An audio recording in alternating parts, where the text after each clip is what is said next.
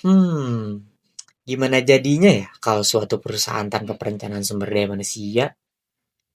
Contoh, suatu perusahaan merekrut fresh graduate berlatar sosial, tapi ditempatkan di divisi akuntansi.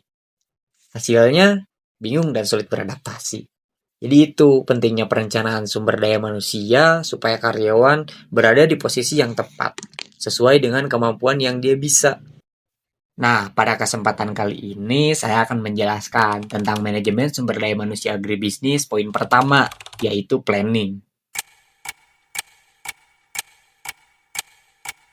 Planning atau perencanaan sumber daya manusia adalah proses menentukan kebutuhan tenaga kerja di masa depan agar sesuai dengan tujuan dan strategi perusahaan.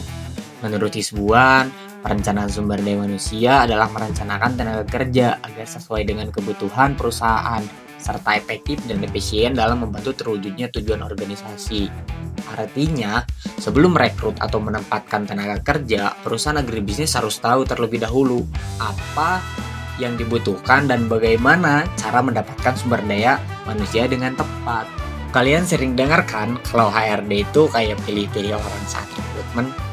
Mungkin kalian mikir, perasaan, skill gue udah cukup, kenapa gak lolos juga ya? Nah, sebenarnya HRD itu bukan sok pilih-pilih, tapi mereka sedang menjalankan tugas yang namanya perencanaan sumber daya manusia atau planning. Karena perencanaan sumber daya manusia itu memiliki tujuan utama yang harus dicapai oleh perusahaan. Poin pertama, menempatkan orang pada posisi yang tepat. HRD harus memastikan kalian ditempatkan di posisi yang paling optimal, bukan sekedar mengisi kekosongan. Nah, di poin yang kedua, menyediakan jumlah dan kualitas tenaga kerja yang sesuai. Perusahaan perlu tahu apa yang dibutuhkan dan bagaimana cara mendapatkan sumber daya manusia dengan tepat agar tidak ada pekerjaan yang terbengkalai. Poin ketiga, meningkatkan efisiensi dan efektivitas organisasi. Dengan orang yang tepat di tempat yang tepat, proses kerja menjadi satset dan cepat, yang pada akhirnya membawa perusahaan mencapai produktivitas yang tinggi dan keberlanjutan usaha. Intinya, HRD pilih-pilih karena mereka wajib merencanakan tenaga kerja agar sesuai dengan kebutuhan perusahaan, serta efektif dan efisien dalam membantu terwujudnya organisasi. Jadi, bukan karena ada orang dalam, tapi karena perusahaan juga mempunyai tujuan.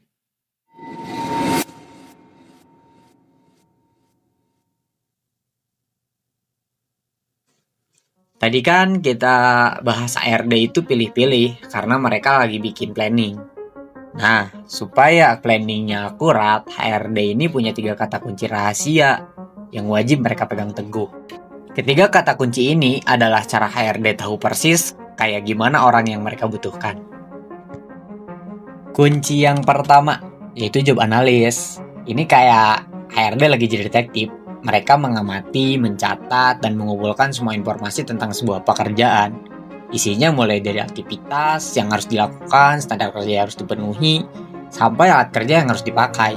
Misalnya, kalau kerjanya memanen, mereka mencatat detail proses panennya. Kunci yang kedua yaitu job description. Setelah detektif tadi selesai kerja, hasilnya diubah menjadi surat resmi. Inilah job description. Ini adalah dokumen yang menjelaskan secara resmi dan detail tugas dan tanggung jawab pekerjaan itu. Kalau kalian lihat iklan lowongan yang ada poin A, poin B, tugas A, tugas B, nah itu adalah hasil dari job description. Kita lanjut ke kata kunci ketiga yaitu job specification. Kalau job description itu tentang pekerjaannya, job specification itu tentang orangnya.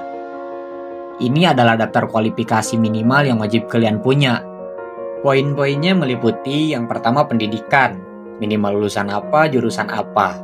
Yang kedua keterampilan atau skill. Misalnya harus bisa mengoperasikan drone penyiram pestisida atau mahir software akuntansi.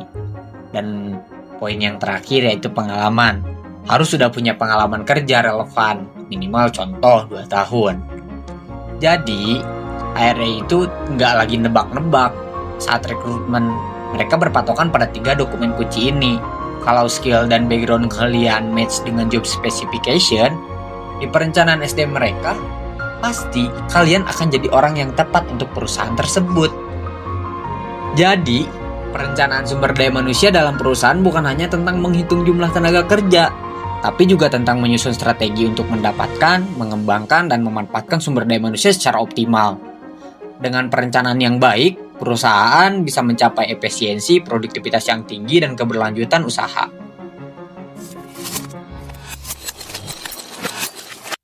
Sebagai contoh, ada sebuah perusahaan agribisnis yang bernama Tani Sehat, yang memproduksi sayuran organik. Saat musim tanam, manajer sumber daya manusia melakukan planning untuk memastikan semua proses berjalan dengan lancar. Dari hasil analisis pekerjaan, mereka tahu butuh 5 orang untuk penanaman, 3 orang untuk pemeliharaan, dan 4 orang di bagian distribusi. Mereka juga memperhitungkan kemampuan tiap karyawan agar tidak ada yang kelebihan beban kerja. Hasilnya, produktivitas meningkat, biaya tenaga kerja efisien, dan pengiriman sayuran ke pasar lebih cepat.